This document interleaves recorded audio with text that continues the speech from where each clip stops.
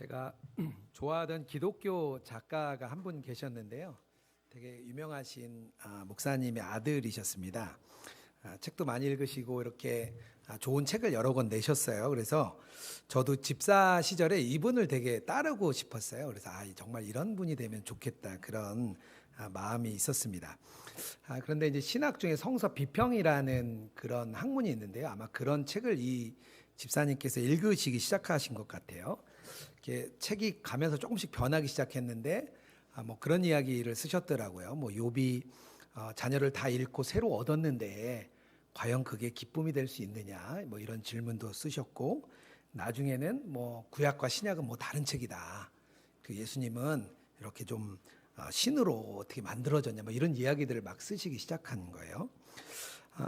공부를 열심히 하셨는데 결국에는 신학이라는 그 학문에 걸려 넘어지신 사례가 되었습니다. 많은 성도님들이 오늘 말씀처럼 원수의 목전에서 이렇게 넘어지는 경우가 많은 것 같아요. 교회에 와서 목회자 때문에 시험에 들고, 또 교회 안에 여러 교우들의 관계들 때문에 또 시험에 듭니다.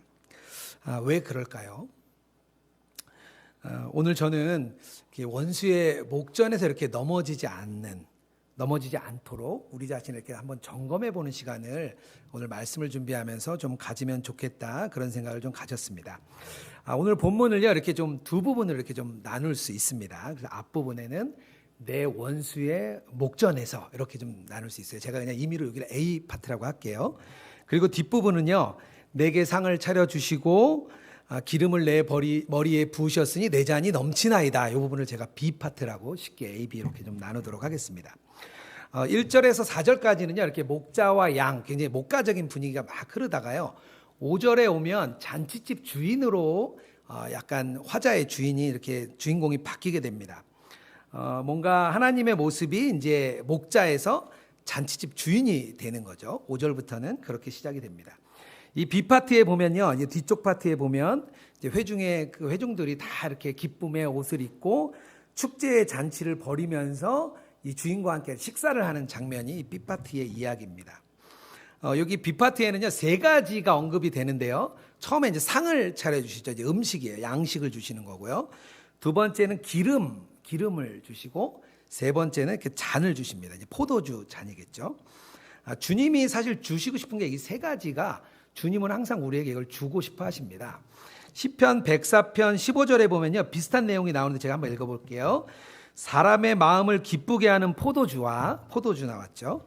사람의 얼굴을 윤택하게 하는 기름, 사람의 마음을 힘있게 하는 양식을 주셨도다. 이렇게 순서만 바뀌었을 뿐이지만 포도주와 잔과 양식, 기름과 양식, 이렇게 세 가지를 하나님께서는 우리에게 계속 주고 싶다는 것을 우리 시편 말씀을 통해서 우리는 좀 알 수 있습니다.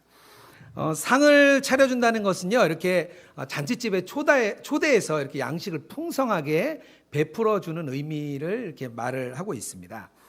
내 머리에다 이렇게 기름을 부어주는 것은요, 그때 그 당시 이제 고대 근동 집안의 특이한 이제 문화이기도 했는데요. 집주인이 손님이 오면 왜 이제 야외에서 생활하기 때문에 뭐 그렇게 잘 씻질 않잖아요. 그러니까 사람들 안에서 냄새가 많이 났다 그래요. 그래서 유향 같은 그런 것들, 향품을 이렇게 머리에 뿌려주고 발에도 이렇게 뿌려줍니다. 그래서 손님을 맞을 때 귀한 손님으로 이렇게 맞아준다는 뜻입니다. 주님이 우리를 이렇게 축제에 초대한 것뿐이 아니고요, 우리를 또 주님께서, 하나님께서 우리를 아주 귀한 손님으로 여기신다, 이게 기름을 부어준다는 의미입니다. 내 잔이 넘친다는 것은요, 누가 잔을 뭐 어떻게 따라주고 어떻게 채웠는지 모르지만 어쨌든 그 공급하심, 주인이 손님에게 공급해 주는 게 이렇게 가득 넘친다, 그런 의미를 우리가 이렇게 알 수 있습니다. 결국 이 뒤에 B 파트는요, 하나님께서 우리를 풍성하게 살피시고 돌보시고 채워주신다는 그런 풍성함의 의미를 우리가 이렇게 읽으면서 우리가 깨달을 수 있습니다. 그런데 문제는요, 이 바로 앞에 있는 이 A 파트, 이 원수의 목전에서가 이게 좀 문제가 됩니다. 왜냐하면요, 이 원수의 목전에서는 표준세 번역에 보면 이렇게 나와요. 주께서는 내 원수들이 보는 앞에서. 그러니까 여기서 원수라는 거는요, 복수입니다. 원수들이 많이 있어요. 그리고 어떤 의미가 또 내포되어 있냐면요, 굉장히 지속적이고 끊임없이 나를 이렇게 따라오는, 누가 이렇게 날 따라오는 게 있잖아요. 이 원수들이 끊임없이 나를 공격해 오는 것을 이 원어의 문장 안에 들어 있습니다. 결국에는 그 앞에 4절에 이제 다윗이 이야기했죠. 사망의 음침한 골짜기로 다닌다. 그러니까 지금 원수들이 보는 앞에서 사망의 음침한 골짜기를 다니고 원수들이 끊임없이 나를 쫓아오는 그런 장면을 우리가 그려볼 수 있겠습니다. 다윗의 삶의 자리가 아마도 사망과 그 원수들이 자기를 계속해서 쫓아오는 그런 삶의 자리인 것 같아요. 그럼에도 불구하고 다윗은 뭐라고 얘기하냐면 내 잔이 넘칩니다. 이렇게 다윗은 고백을 하고 있습니다. 다윗이요, 압살롬의 반역을 피해서 이렇게 도망가는 장면이 나올 때가 있습니다. 그때 보면요, 이제 신하들과 함께 도망을 가는데 바르실레라는 사람이 나옵니다. 길르앗 사람인데요, 바르실레가 나와서 그 도망가는 중에 이렇게 음식을 대접해 줍니다. 아마 저는 이런 장면에서도 다윗은 내 잔이 넘칩니다 이렇게 고백하지 않았을까? 그런 생각을 좀 해보았습니다. 고린도 후서 12장에 보면요, 사도 바울이 자기 안에 가시가 있었다고 나와요. 아마 학자들은 이게 뭐 안질병이다, 눈이 좀 안 좋았을 거다, 그런 이야기도 있고요. 간질병을 앓았을 거다, 이런 이야기도 있어요. 아마 다윗에게는 이 사도 바울에게는 안질이든 간질이든 뭔가 이렇게 병이 있었던 것 같아요. 그래서 바울이 3번이나 기도를 합니다. 하나님께 내 가시가 없어지도록 3번이나 기도를 하죠. 그런데 하나님의 답은 뭐죠? 내 은혜가 내게 족하다, 이렇게 이야기를 합니다. 그 말씀에 바울은요, 그냥 기쁨으로 그 말씀을 이렇게 맞아듭니다. 다윗이나 바울은요, 아마 이 원수의 목전에서도 이렇게 기쁨으로 이렇게 고백을 했던 것 같아요. 그런데 사실 누구나 그런 고백이 좀 나오는 것 같지는 않습니다. 제가 직장 생활할 때인데요, 이렇게 아는 분을 통해서 건설 현장에 어떤 반장님으로 한 분이 이렇게 오셨어요. 근데 이분이 보니까 사업을 하시다가 이제 사업이 어렵게 되셔서 이렇게 도망 오다시피 이제 오셨습니다. 그래서 이분이 이제 일을 해서 월급을 받는 대로 대부분 다 빚으로 이자를 갚는 데 이렇게 쓰시는 모습을 봤어요. 그랬더니 이분이 굉장히 이렇게 틈만 나면 그것에 대해 굉장히 빚에 눌려있는 모습을 봤습니다. 그리고 이 반장님이 그러시더라고요. 자기는 아무리 즐거운 일이 있어도 그 빚만 생각하면 확 기분이 나빠진다는 거예요. 그리고 그거에 확 눌려가지고 어쩔 줄을 모른다, 이런 얘기를 하시는데 제가 그분을 보고 굉장히 안타까웠던 기억이 떠올랐습니다. 아마 원수의 목전이라는 상황이 그분과 같은 상황이 아닐까, 이렇게 좀 생각해 볼 수 있습니다. 이럴 때 우리에게 나타나는 반응이 있어요. 보통 이제 성도들 안에, 우리 믿는 자들 안에 2가지 반응이 나타나는데요. 첫 번째는 뭐냐면요, 하나님께 이 굉장히 이렇게 화를 내는 거예요. 못마땅한 거죠. 아니, 하나님 도대체 저한테 왜 이러십니까? 이런 질문 우리가 던지잖아요.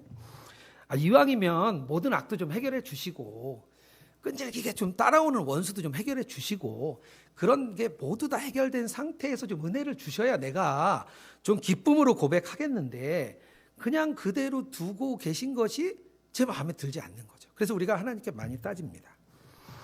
하박국 선지자도 이렇게 하나님께 따지듯이 물었어요. 북이스라엘은 이미 멸망했고요. 그리고 남유다도 이렇게 바벨론의 위협 앞에 이렇게 딱 그 풍전등화 앞에 있을 때였습니다. 하박국 선지자는 이해가 되지 않았습니다. 그래도 우리는 하나님을 섬기는 사람들이고 저 바벨론은 악한 신을 섬기는데 그래도 우리가 아무리 잘못했어도 그들보단 낫지 않냐, 우리가 그렇게 생각할 수 있잖아요. 우리는 그래도 하나님 믿잖아요. 믿는데 믿지 않는 사람들, 저들은 그래도 우리가 저들보다 낫지 않습니까? 이렇게 우리가 고백할 때가 있습니다. 하박국 선지자가 1장 17절에 이렇게 말을 합니다. 제가 좀 표준세 번역으로 좀 읽어볼게요. 그가 그물을 떨고 나서, 그가는 여기 바벨론을 말합니다. 곧이어 무자비하게 뭇 백성을 죽이는데 그가 이렇게 해도 되는 것입니까? 이렇게 묻습니다. 하박국 선지자가 하나님께 대드는 거죠. 도대체 그럴 수가 있느냐? 나중에는 뭐 하나님 뜻을 알게 됩니다. 우리 하박국서를 잘 알고 있지만 나중에는 하나님의 깊은 뜻을 이제 하박국이 선지자가 고백을 하게 되죠. 요나 선지자도 마찬가지였습니다. 요나 선지자가 니느웨에 억지로 이렇게 끌려갔죠. 끌려가서 그들에게 회개를 선포했습니다. 그럼에도 불구하고 요나는 니느웨가 망하기를 바랬습니다. 그래서 하나님이 니느웨의 심판을 더 이상 내리지 않겠다 말했을 때 요나의 마음이 이렇게 나옵니다. 요나서 4장 1절입니다. 요나는 이 일을 매우 못마땅하여 화가 났다. 이렇게 말을 하고 있습니다. 왜냐하면요, 이 아수르가 이 이스라엘을 계속해서 침략해 왔습니다. 그리고 두 나라가 굉장히 라이벌 관계에 있었기 때문에 아수르로 인해서 이스라엘 백성들이 많은 어려움을 당하고 있었기 때문에 그 나라가 다시 좋아지면 분명히 우리가 피해를 입을 게 너무나 뻔한 거예요. 요나 입장에서는 화가 나는 거죠. 요나는 니느웨가 멸망하기를 바라고 하나님의 그 깊은 뜻을 이해하지 못했습니다. 그 죽어가는 그 어린아이, 가축들, 그 많은 사람들이 죽어가는 것을 요나는 이해하지 못했던 거죠. 저에게도 그런 경험이 있더라고요. 제가 이렇게 좀 잊었었는데 이렇게 생각이 딱 났어요. 제가 직장 생활할 때 건설 현장에서 한 3년 차까지 너무 힘이 들더라고요. 그런데 1년 차 됐을 때 제가 그 어려움 때문에 이렇게 회심을 했습니다. 회심을 하고 말씀도 읽고 기도도 하고 매일 큐티하는 삶을 이렇게 살았는데 좀 그렇게 좀 주님께 회심하고 좀 좋아지면 상황이 좀 금방 좋아질 줄 알았어요. 그런데 한 3년이 그 이후로 2년이 더 지났는데도 제 상황의 변화가 아무것도 없는 거예요. 그래서 제가 그때 되게 화가 났어요. 그래서 집에 가다가 밖에서는 못하겠고 차 안에서 막 하나님께 막 이렇게 소리를 질렀던 생각이 났습니다. 하나님 어떻게 좀 너무하시는 거 아닙니까? 제가 이렇게 막 소리 질렀던 제 자신이 이렇게 생각이 났습니다. 특히 요즘은 코로나 때문에 많이 어려움에 좀 처하고 있는 것 같습니다. 일반 사회에 있는 사람들뿐 아니라 많은 교인들도 어려워하고 있습니다. 코로나 때문에 재정이 너무 어렵고 또 이렇게 월세를 내기도 어려운데 하나님께서 그거와 관계없이 은혜를 주시겠다는 거예요. 건강이 너무 안 좋아져서 너무 힘든데 건강은 그대로 두고 하나님께서 은혜를 주시겠다는 겁니다. 뭔가 해결 안 된 상황을 그대로 둔 상태에 있는 것이 우리 인간의 마음에는 화가 나게 됩니다. 또 하나의 반응이 있는데요. 이번에 반응은 뭐냐면요. 하나님을 좀 설득하는 거예요. 하나님, 그러지 마시고, 좀 이왕이면 좀 우리가 예수님 믿는데 좀 풍요롭고 좀 부유하고 평탄한 길을 좀 허락해 주십시오. 이렇게 기도를 하는 겁니다. 앞에 있는 A 파트는 좀 이렇게 해결되고 B 파트만 좀 제게 주시면 제가 좀 신앙생활 잘하겠습니다. 이렇게 하나님께 오히려 이렇게 우리가 설득을 하는 거죠. 그런데 성경은요, 그런 길이 꼭 좋은 길은 아니다 이렇게 말을 합니다. A 없고 B만 있는 것, 이것을 성경은 좋은 길이라고는 말하지 않습니다. 여로보암 2세 때 북이스라엘이 굉장히 이렇게 번영했습니다. 솔로몬 시대에 가졌던 땅과 영토를 다 회복했고요. 그리고 경제적으로 문화적으로 굉장히 부흥한 시대가 여로보암 2세 때입니다. 그런데 그때 사치와 타락이 높아졌고요. 부정부패도 굉장히 심해졌습니다. 그래서 남유다의 선지자였던 아모스가 북이스라엘에 와서 이렇게 외칩니다. 아모스서 3장 15절인데요. 또 내가 겨울 별장과 여름 별장을 짓부수겠다. 그러면 상아로 꾸민 집들이 부서지며 많은 저택들이 사라질 것이다. 하나님이 이스라엘 땅에 심판을 내리시겠다는 말씀입니다. 요한계시록에 보면 라오디게아 교회가 나오는데요. 이 라오디게아 교회도 비슷한 말씀을 받게 됩니다. 이 라오디게아 교회가 있는 곳에요, 안약이 굉장히 유명하다 그래요. 그래서 그쪽 지역이 안약을 이렇게 만드는 공장도 있고요. 그래서 그쪽 지역이 굉장히 풍요로웠다고 이야기를 하고 있습니다. 굉장히 부유하고 풍요로웠던 이 라오디게아 교회에 하나님께서는 이렇게 말씀하십니다. 너는 풍족하여 부족한 것이 조금도 없다 하지만 실상 너는 내가 비참하고 불쌍하고 가난하고 눈이 멀고 벌거벗은 것을 알지 못한다. 이 라오디게아 교회는 이 물질의 풍요함을 영적인 부요함으로 잘못 인식했습니다. 그래서 나중에는요, 차지도 덥지도 않은 교회라고 말씀을 듣게 됩니다. 호주가 굉장히 풍요로운 나라였습니다. 예전부터 호주는 굉장히 풍요로운 나라를 우리가 알고 있는데요. 1970년대도 굉장히 이 나라가 이렇게 부유한 나라였습니다. 그때 당시에 빌리 그레엄 목사님이 호주에서 전도 집회를 했는데요. 그때 호주가 굉장히 뜨겁게 일어났습니다. 95%의 교회가 참여했고요. 전도 집회가 끝난 뒤로 2,500개의 기도 모임이 생겼다 그래요. 그리고 100만 가정을 전도를 했다고 나옵니다. 그래서 빌리 그레엄이 뭐라고 이야기를 하냐면요.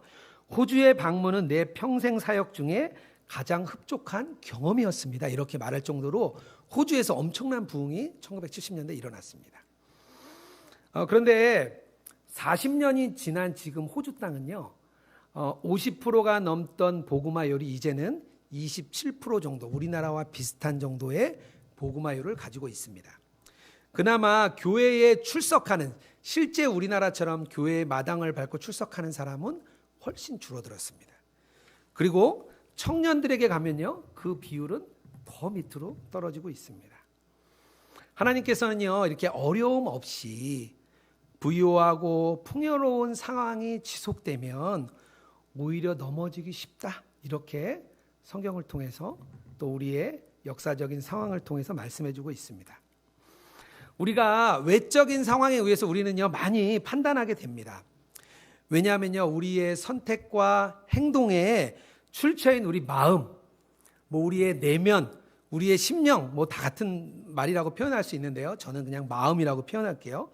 우리의 마음이요, 하나님을 떠나서 세상의 환경으로부터 우리의 마음이 형성되었기 때문입니다.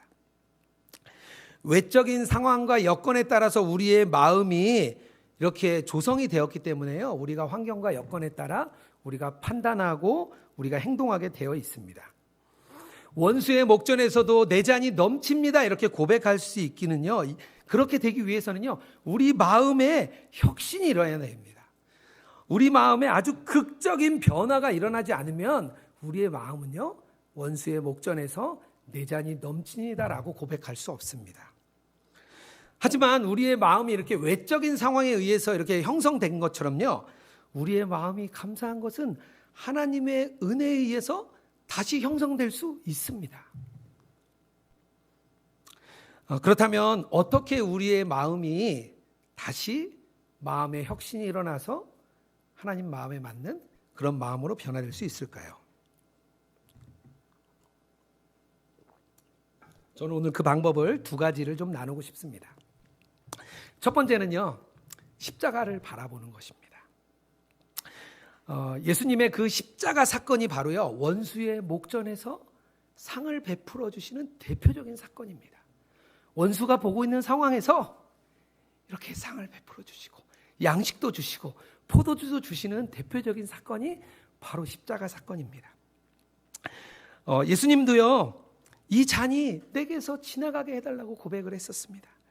이 십자가를 피할 수만 있다면 저도 피하고 싶습니다. 예수님도 그렇게 고백을 했어요. 저희들도요, 원수의 목전에서 그냥 바로 이런 고백이 나올 수 있는 게 아닙니다. 우리는 이런 상황이 되면 좌로 흔들리게 되고요, 우리가 그 원수의 목전 앞에서 많은 영향을 받게 됩니다. 왜냐하면요, 하나님께서는요, 우리가 구원받은 뒤에 어떤 특별한 장소로 옮겨주신 것도 아닙니다. 그리고 우리에게 어떤 특별한 마음을 주셔서 전혀 세상에서 흔들리지 않는 그런 마음을 주신 것도 아닙니다.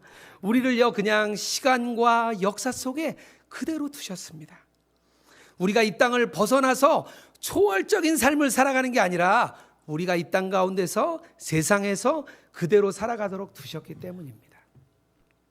하지만 예수님이 그런 잔이 내게 지나가게 하옵소서 고백을 하셨지만 예수님께서는요, 십자가를 통과하셨습니다. 그리고 십자가의 죽음으로 다 끝난 것 같고 사단이 승리한 것 같고 이제는 그리스도가 끝난 것 같았지만 오히려 십자가의 죽음을 통해서 승리하시고 원수의 목전에서 상을 베풀어 주셨습니다. 로마서 6장 9절입니다. 이는 그리스도께서 죽은 자 가운데서 살아나셨음에 다시 죽지 아니하고 사망이 다시 그를 주장하지 못할 줄 알미로라. 아멘입니다. 십자가를 바라봄으로 인해서 우리 안에 일어나는 것은요, 죄의 굴레에서 벗어나서 이제는 우리가 예수님을 따라갈 수 있는 그런 마음과 심령의 변화가 일어나게 됩니다. 우리가 십자가를 바라볼 때 우리의 그런 마음의 변화가 일어납니다. 예수님께서요, 우리에게 명령을 주셨어요. 모든 족속을 제자로 삼아라. 그런 명령을 주셨는데요. 왜냐하면요, 그분의 목표가 있었어요. 그분의 목표는 뭐냐면 지상의 모든 인생들이 변하는 것입니다. 그들의 마음이 변해서 하나님의 능력과 지혜와 권세 아래 두는 것이 바로 예수님의 명령입니다. 그런데 예수님께서요, 제자들을 보내실 때 사회적인 제도를 변화시키고 또 법제도를 새로 만들어서 세상을 변화시켜라 이렇게 말씀하신 것이 아니고요. 예수님께서는 오직 그 마음이 변화될 때, 제자들의 마음이 변화되면 세상이 변한다 이렇게 말씀을 하셨습니다. 그래서 예수님의 그 혁명은요, 옛날부터 지금까지 우리 인간의 마음을 변화시키는 것이 예수님의 혁명입니다. 그리고 예수님은요, 지금도 그 일을 하고 계십니다. 디모데 후서는요, 바울이 가장 마지막에 쓴 편지로 알려져 있습니다. 4장에 보면 바울이 되게 애처로운 장면이 나와요. 아마 첫 번째 재판을 받고 굉장히 불리한 상황이었던 것 같습니다. 아마 바울도 자기가 순교할 거라는 걸 조금 인지했던 것 같아요. 그런 상황이 되고 나니까 함께 있던 4명의 제자들이 떠나고 이제 3명이 떠나고 1명만 이제 남았습니다. 이렇게 이야기합니다. 디모데 후서 4장 9절에서 11절입니다. 디모데에게 편지를 하는 거예요. 너는 어서 속히 내게 오라. 데마는 이 세상을 사랑하여 나를 버리고 데살로니가로 갔고, 그레스게는 갈라디아로, 디도는 달마디아로 갔고, 누가만 나와 함께 있느니라. 함께 사역했던 제자들이 아마 떠날 때 바울의 마음도 굉장히 슬프고 어려웠을 것 같습니다. 아마 좀 배신당한 기분도 좀 들지 않을까 그런 생각도 듭니다. 그의 말에 굉장히 이렇게 쓸쓸함이 느껴져요. 세상에서 직장 생활을 하거나 또 세상에서 이렇게 승승장구할 때는요, 찾아오는 사람이 많습니다. 선물도 보내주고 또 인사도 오고 합니다. 그런데 조금만 그 자리에서 내려와도요, 명절이 돼도 연락해 주는 사람 잘 없습니다. 진짜 마음이 좋은 사람들, 그런 분들만 연락을 하죠. 왜냐하면 인간은요, 다 자기 이익을 따라 움직이기 때문에요, 그분에게 연락해서 이익이 없다 생각하면요, 더 이상 연락하지 않습니다. 사도 바울도 아마 그런 쓸쓸한 마음이었을 텐데요, 그는 그대로 그렇게 주저앉지 않습니다. 17절에 이렇게 말을 합니다.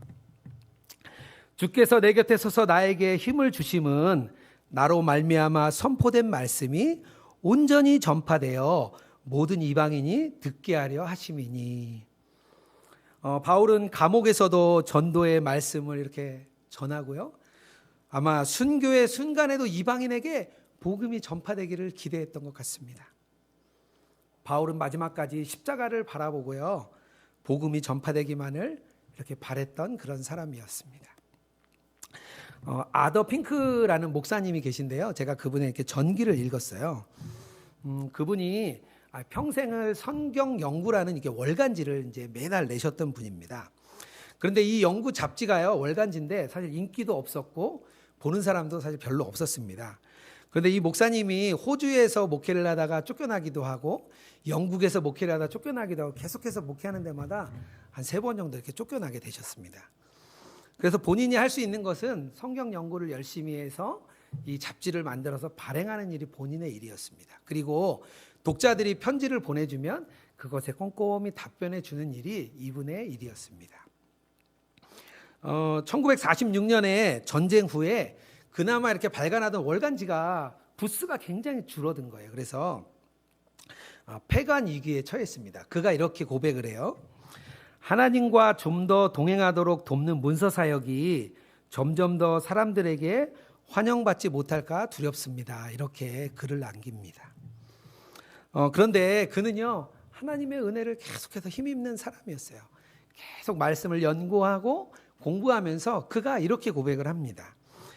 하나님을 믿는 이 사실이 내 마음을 편히 쉬게 할 것입니다. 내 하나님께서 정하시는 것이 최선입니다. 이렇게 편지를 씁니다. 폐간될 것 같은 위기의 두려움에서 이제는 어떤 상황도 하나님이 최선입니다. 이렇게 고백을 하는 거죠. 그는요, 친구도 거의 없었어요. 계속 이렇게 전 세계를 돌면서 목회지를 찾다 보니까 가깝게 지내는 친구가 없었습니다. 그리고 자녀가 없어서 아내와 둘만 이렇게 지냈던 분입니다. 그리고 보면 그분의 장례식도 굉장히 초라하고 쓸쓸하게 진행되었어요. 그런데 이 아더 핑크 목사님의 그 성경 연구책이요, 후대에 유명해졌습니다. 그 매달 나오는 월간지를 묶어서 이렇게 책으로 냈는데요, 그게 엄청나게 팔렸습니다. 그래서 수천만 부가 팔렸고요, 20세기 최고의 복음주의 성경 연구가다, 이런 평을 그는 받고 있습니다. 어려운 중에 그분이 아마 그는 평생 그런 삶을 살 수밖에 없었는데요, 그래도 그는 주님으로 족합니다, 이렇게 고백했던 그런 사람입니다. 우리의 마음이 이렇게 십자가를 바라봄으로 인해서 우리가 변화될 수 있습니다. 또 하나 우리 마음이 변화될 수 있는 두 번째가 있는데요, 그것은 뭐냐면요, 예수님과 이렇게 인격적인 관계를 맺는 것입니다.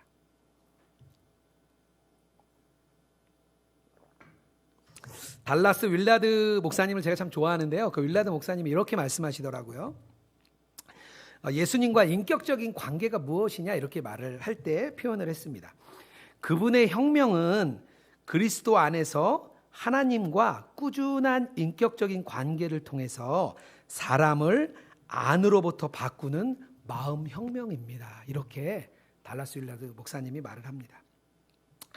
사실 우리가 굉장히 우리 스스로가 심지가 깊은 것 같은데요, 사실 우리는요, 주변 환경의 영향을 굉장히 많이 받습니다. 마치 홍수 때에 이렇게 배가 키 없이 막 이리저리 쏠려다니는 것처럼요, 우리가 들려오는 많은 문화와 상황과 정황 속에서 우리가 보는 것, 듣는 것에 의해서요, 우리가 이리저리 휩쓸리고 세상의 그런 강력한 세력 앞에 우리가 이렇게 동화되어져 갑니다.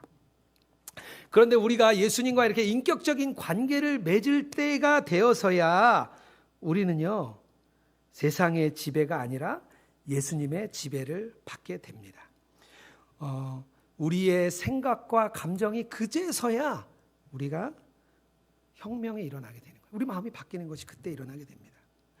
우리가 사회생활이나 이렇게 신앙생활할 때 우리가 멘토를 많이 찾게 됩니다. 왜냐하면요, 우리가 그 멘토로부터 우리가 영향을 받고 싶기 때문입니다. 우리 교회 집사님들도 이렇게 장로님과 함께 동행일기를 쓰면서 우리 장로님을 멘토로 생각하고 같이 일기를 쓰는 분들이 또 몇 분들이 있으세요. 왜냐하면 멘토로부터 우리가 많은 영향을 받고 있기 때문입니다. 책을 읽으면요, 우리가 그 책의 영향을 받아요. 왜냐하면요, 인풋 되는 대로 아웃풋이 되기 때문입니다. 우리가 예수님과 인격적인 관계를 맺게 되면요, 우리가 예수님께 영향을 받기 시작하는 겁니다. 그래서 예수님과 인격적인 관계를 맺으면 나의 마음만 변하는 게 아니라 우리의 주변 사람과의 관계도 같이 변하게 일어나게 됩니다. 이것이 바로 예수님이 이 땅에 세운 하나님 나라에 대한 새로운 삶의 질서입니다.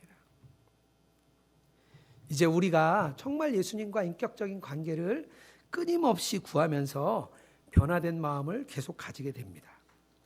그렇게 되면요, 예수님이 우리 마음에 점차 이렇게 하나씩 우리의 마음을 열면서 침투해서 들어오십니다. 예수동의 길을 우리가 이렇게 쓰다 보면 변화의 소식을 많이 듣게 됩니다. 근래에 광주에 있는 기독교 교사 모임이 있는데요, 제가 어저께도 통화를 했는데 그분들이 모여서 일기를 쓰기 시작했습니다. 한 100여 명 중에 현재 90명이 일기를 쓰고 있다고 하는데요, 계속 변화되는 이야기를 막 카톡으로 이 회장님께 막 보내주시는 거예요. 그래서 그분이 저에게 또 막 이렇게 보내주십니다. 그분들이 어떻게 변하고 있는지, 일기를 쓰면서 변하고 있는 것을 저에게 막 보내주면서 너무 놀랍다고 막 이렇게 얘기를 해주세요. 왜냐하면요, 우리가 동행일기를 쓰면서 예수님과 이렇게 인격적인 관계를 맺어지게 되고요, 예수님과 꾸준한 관계를 맺으니까 예수님이 우리 마음에 하나씩 침투해 오고 계시기 때문입니다.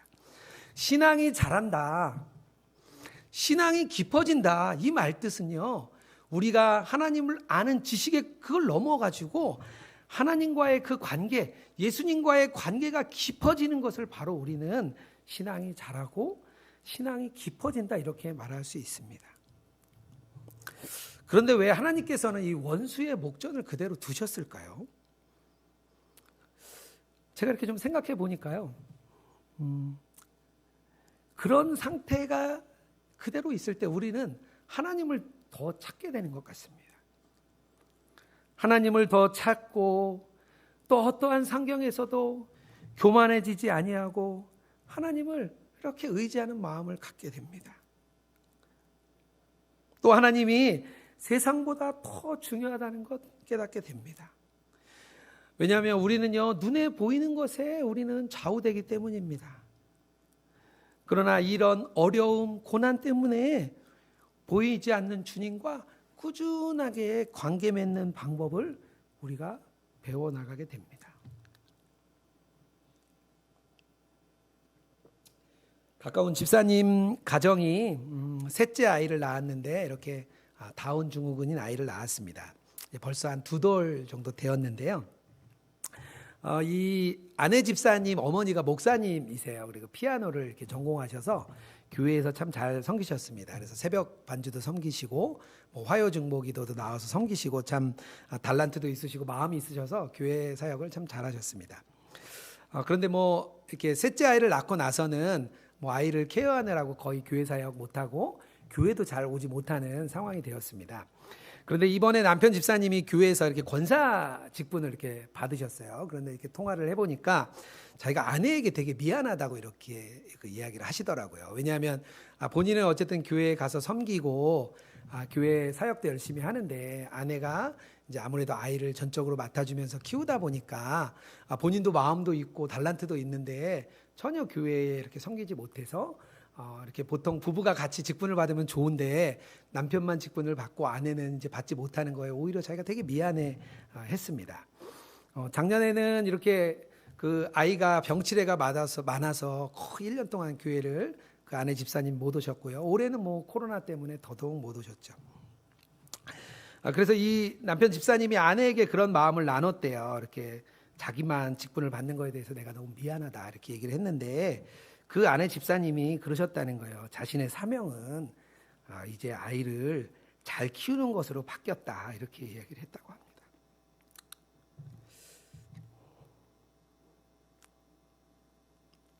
참 이렇게 귀하다는 생각이 들었어요.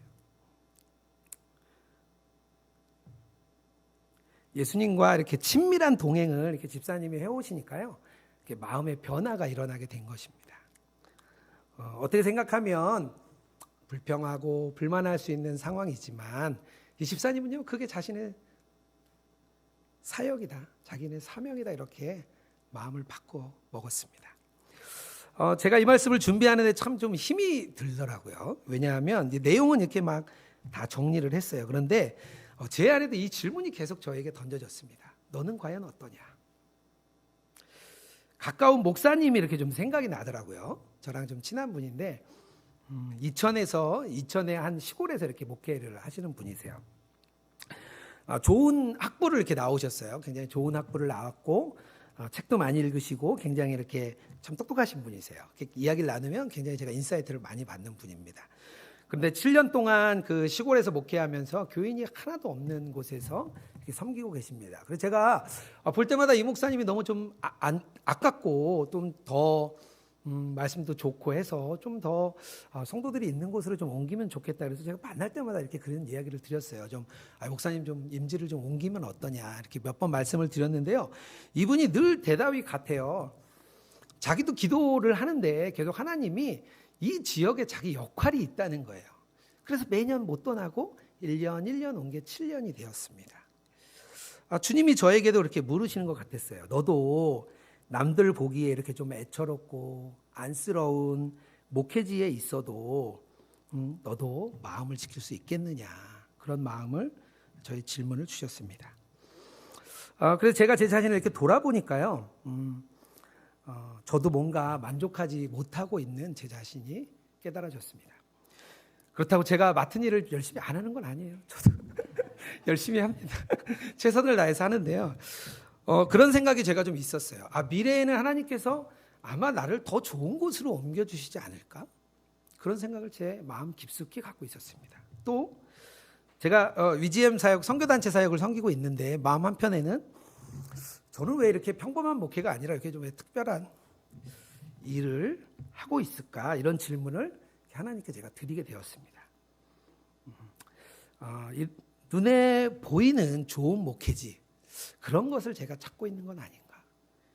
제 자신이 마음 중심까지 그런가 돌아보게 되었습니다. 그런데 참 감사한 게 있는데요. 뭐냐면요. 예수동행 운동 사역을 이렇게 섬기면 마음에 감동이 굉장히 많이 있습니다. 이게 성도님들이 예수님과 친밀한 동행을 하고 싶어서 막 쏟아져 옵니다. 저희가 3번의 평신도 동행일기 제자 훈련을 하고 있는데요. 첫 번째는 400명, 두 번째는 500명, 이번에 3기를 모집했는데 또 400명 가까운 인원이 왔습니다. 더 받을 수 있는데 저희가 감당이 안 돼서 한 반나절도 안 돼서 다 닫았습니다. 그리고 교회마다 이렇게 물어오세요. 또 목사님들이 요즘에 전화가 많이 오십니다. 이 코로나 시대가 되면서 어떻게 성도들을 교육하고 훈련하고 세워줘야 될지 방법을 알지 못하니까요. 많이 물어오십니다. 그런 질문에 답변을 해주면서 제가 느끼는 것은 정말 주님이 일하고 계시구나. 내 이 자리가 정말 주님께서 주신 자리구나. 그것을 제가 깨닫고 있습니다. 가까운 동생이 있는데요. 그 동생은 제가 뭘 하는지도 몰라요. 근데 저보고 형 그 자리 귀한 자리야. 제가 깜짝 놀랐습니다. 제가 뭐 하는지도 잘 모르는데 그렇게 이야기해 주는 거예요. 그래서 제가 이게 정말 주님의 음성이구나. 제가 그걸 참 깨달았습니다. 주님이 내 안에 계속해서 침투해 오고 계심을 제가 깨닫고 있습니다. 우리 사랑하는 예수동행교회 성도님들께 묻고 싶습니다. 정말 원수의 목전에서 고난과 시련 속에서도 내 잔이 넘칩니다. 이렇게 고백할 수 있습니까? 하나님의 뜻과 내 뜻이 이렇게 맞지 않을 때 하나님의 뜻은 언제나 최선입니다. 이런 결론을 내릴 수 있습니까? 저는 오늘 자신들에게 질문을 던져보는 시간이 되기를 바랍니다. 하나님께서는요, 환경과 여건이 중요한 것이 아니라 우리의 마음이 중요하다고 말씀하고 계십니다. 주님은요, 우리의 마음의 혁신을 통해서 지금도 세상을 변화시키기 원하십니다. 그리고 그 일을 여전히 하고 계십니다. 정말 원수의 목전에서 내 잔이 넘치나이다 고백하는 저와 여러분 되기를 주님의 이름으로 축복합니다.